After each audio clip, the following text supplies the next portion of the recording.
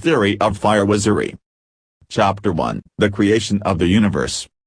Once upon a time in around -10 billion BC, the universe was created by the god of Nutsi. It came with all the planets, even planet Pain. But the god of Nutsi had made a mistake. He accidentally made another planet. It looked like Venus but inverted. He fixed his mistake by bootleg Venus. But, some cheeky screwblord named Clueless 679, later known as Satan, created an alternate universe, where this planet still existed. Clueless noticed, as the planet began to develop, the sky got smaller and smaller. Then Clueless was getting bored, so he made some things. Only a few could fit on the planet, because of the happy little sky, so it was a fight to survive.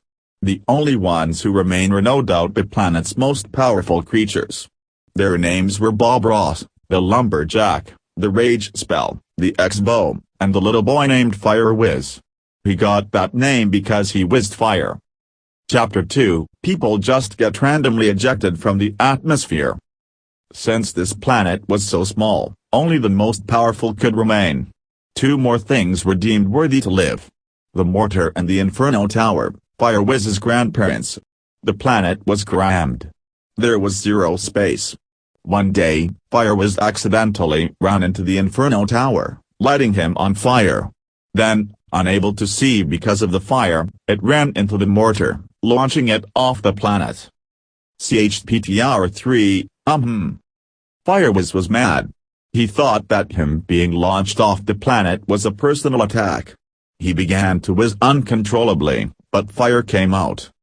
A cheeky asteroid came crashing into Firewizz. The asteroid had face. Then Firewizz noticed being with the guy. "I am Nutsi. God," said the big man. "Oh, I am Firewizz," said Firewizz. "You have been a bad boy, with your bow spamming, and bush running. I banish you to the worst place imaginable, Earth," said the nutsack. Chapter 4, Disguise. When Firewizz landed on Earth, he saw someone. They looked cheeky. He knew he would be killed if he was seen because of how he looked, so he looked in his backpack. In there he found a few things.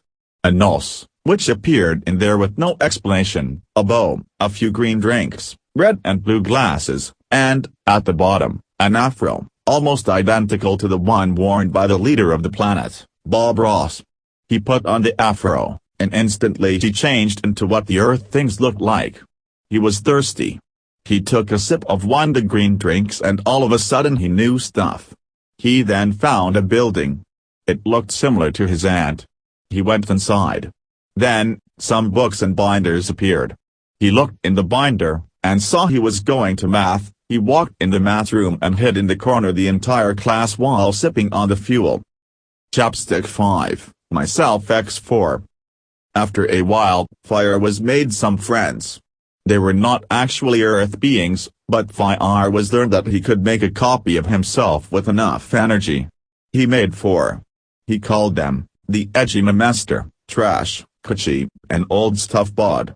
He customized these things to his liking, appearance and all. It was not long before these clones gained a mind of their own. Chapter 6, The Block Revolt. Firewizz had found a game he had liked, called Minecraft. After making a purple texture pack, he felt right at home. As he did back home, he quite liked to use the bow. He learned this skill from his mother. Kuchi did not enjoy Firewizz's use of the bow, and the war started. Firewizz did not know what was occurring. He had created these clones to his liking, and they were rebelling. "Yo, I'm human," said Kuchi. "I'll," said Firewizz. Firewizz then said a bunch of no good things, and left. Kuchi had turned human. He was no longer controllable by Firewizz. Chapter 7, There was an attempt. This event gave Firewizz an idea. He no longer believed that it was the afro that was making him human. He thought it was a bootleg afro. An idea yored. He was going to get revenge. He had to go back to his home planet, and kill Bob Ross to take the real afro. He then Firewizzed all over and asked a security guard named Garrett Washington he stole a rocket ship and tried. He couldn't find his home planet. He eventually made it back, resulting in a 3-day absence from school. Then Firewiz knew what the problem was. Nutsy. Firewiz had to find a way to make Nutsy not notice it was him. He then turned on the news, and it was right there in front of him. Chapter 8, Harem Bomb. He knew he had to obtain this gorilla. He took his rocket ship all the way to the Cincinnati Zoo, and found him. He strapped the gorilla to his back, hiding all his Firewizzy features, and took flight. He saw it. He saw his planet. All he had to do was exit Earth's ozone layer. This did not happen. Harem got stuck in the ozone layer. Firewiz tried to push him out, but he was real jammed in there. Firewiz went on without him. The second he passed the ozone layer, Nutsy had removed Firewiz's home planet from his sight.